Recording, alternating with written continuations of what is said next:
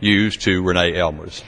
Thank you. I just want to thank you, Mr. Chairman. I'd like to just contribute a little bit more on the overall burden that that Obamacare places on our states in covering patients on Medicaid.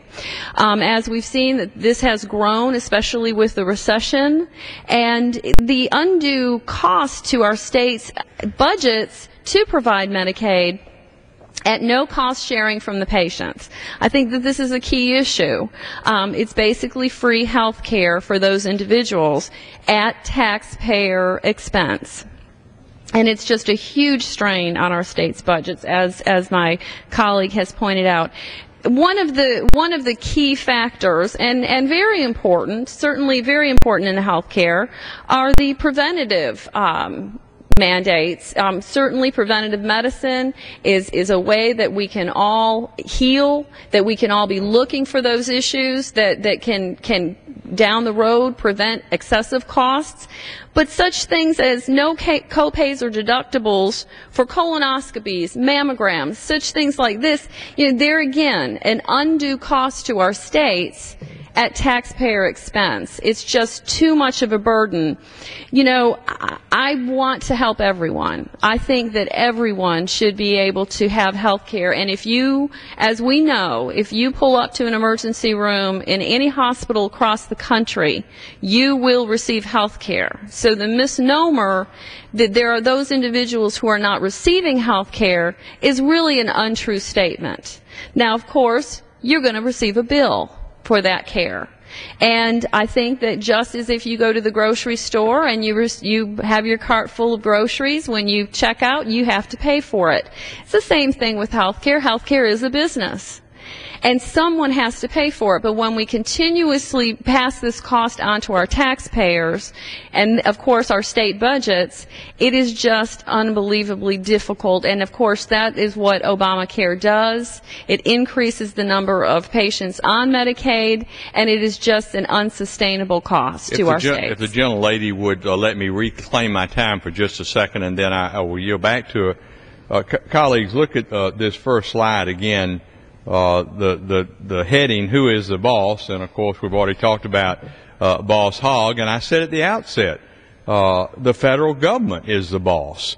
But there are 1, 2, 3, 4, 5 bullet points under that, and this is really what Representative Elmers is referring to in regard to the federal government putting all of these mandates onto the state budgets.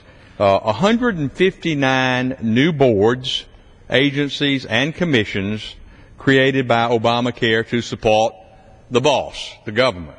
159 new boards. 16,000 new IRS agents help the boss, the government, enforce the new law. That's a report from the House Ways and Means Committee. The Secretary of Health and Human Services, Kathleen Sebelius, under this law, this 2,400-page monstrosity, is given broad new powers to run Obamacare, rulemaking, regulatory authority. No wonder the doctors and their patients are scared to death.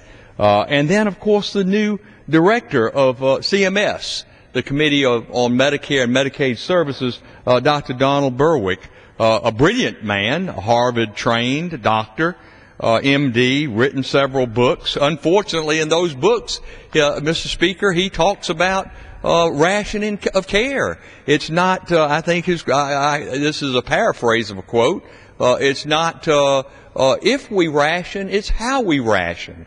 And again, these are the things that we have great fear of. The CBO actually, in this last bullet point, Congressional Budget Office, nonpartisan, says it will cost between $5 and $10 billion just to hire all these new employees needing to help the boss, the government, run Obamacare.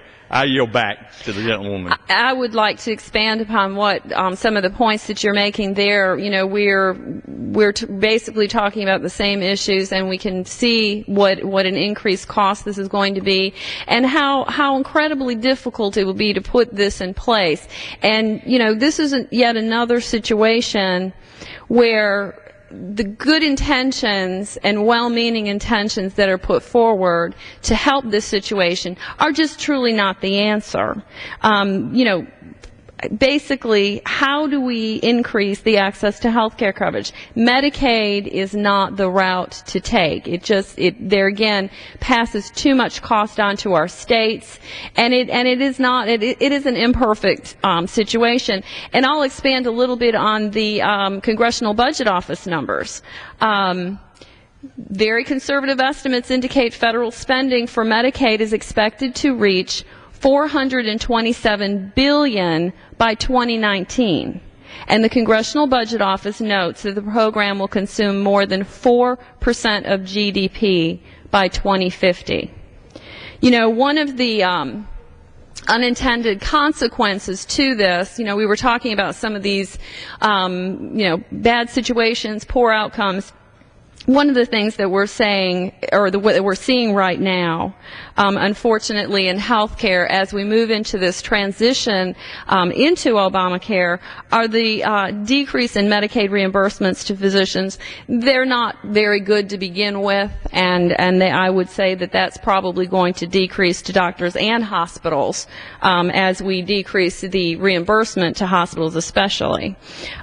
This will basically, we were talking about the possibility of rationing of care, and knowing that this is down the line, and the quotes, of course, that we see from Centers of Medicare and Medicaid.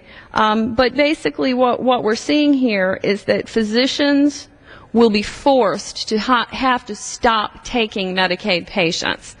As we all know, physician offices are businesses. They're small business owners. They have staff that they have to pay. They have payroll that they have to meet. And unfortunately, when faced with a situation like this, we're already seeing it with Medicare as well. Physicians, having to dial back on the number of Medicare and Medicaid patients that they're seeing. This ultimately will not help the situation and get that health care for the American public that we're looking for. If this is the answer, let's just say it's not the answer. We're creating another problem with this solution. And once again, how will we deal with that down the road with these incredibly large numbers of costs that we're passing on to our taxpayers? Well, reclaiming my time, and Mr. Speaker, again, I thank the gentlewoman from North Carolina, and hope she'll stay with us during the remaining portion of the hour, and we'll like to yield additional time to her later in the hour. At this time,